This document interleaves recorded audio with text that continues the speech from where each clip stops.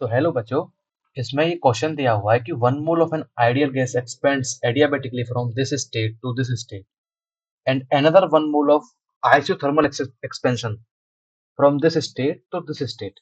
अब हमको निकालना क्या है, रेशियो निकालना है specific heats at a constant volume gamma दिया हुआ है, तो हमको रेशियो निकालना है TA upon TV. Again a very easy question, बहुत इजी क्वेश्चन है। देखो इसे कैसे करते हैं, पहले हम एक ग्राफ बना लेते हैं। ठीक है, ये हम एक ग्राफ बना लेते हैं।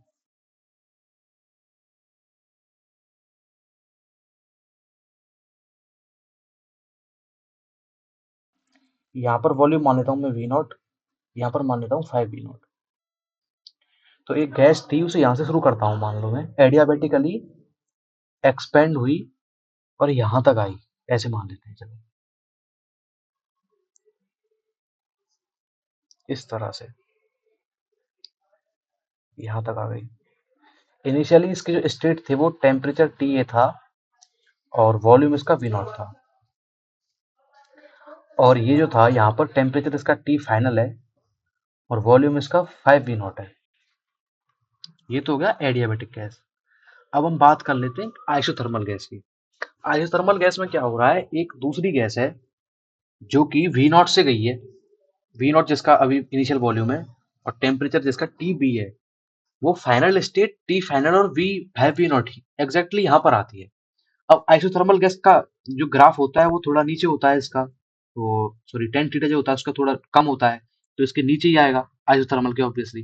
तो मान लेते हैं यहाँ से शुरू होती है आइसोथर्मल गैस और एक्सपेंड होकर यहाँ आती है, जिसकी इनिशियल जो स्टेट है वो TB और V0 है। अब हम यहाँ पर देख, हमको निकालना क्या है, TA और TB का रेशियो निकालना है। अब वो हम कैसे निकालेंगे, क्योंकि गैस जो है वो एडियाबेटिकली एक्सपेंड हो रही है, तो हम इसमें एडियाबेटिक एक्सपेंशन के जो तीन हमारे पास वो निकल कर आते थे इक्वेशन, वो निकालेंगे। वो क्या थे, टी वी की power gamma -1 is equals to constant. ये हम लगा लेंगे एडियाबेटिक गैस के लिए। ध्यान रखना बस, ये एडियाबेटिक गैस में वैलिड होता है, किसी और में नहीं होता। तो टी इनिशियल क्या है, टी ए वॉल्यूम V0 है कि पावर गामा -1, ये कांस्टेंट रहेगा, तो फाइनल स्टेट में भी इसकी ये वैल्यू आएगी, फाइनल स्टेट में भी ये सेम रहेगा। फाइनल स्टेट में जो फाइनल टेम्परेचर है वो T फाइनल है और वॉल्यूम 5V0 है की पावर गामा -1। ये तो हो गया हमारे पास इक्वेशन नंबर 1। ये निकाली हमने एडियाबेटिक के लॉ से, एक्सपेंशन के लॉ से। इक्वेशन नंबर 1 इसको नाम दे देता हूँ। अब देखो, क्योंकि ये गैस आइसोथर्मली एक्सपेंड हो रही है, अब ये चीज यहाँ पे समझने वाली है।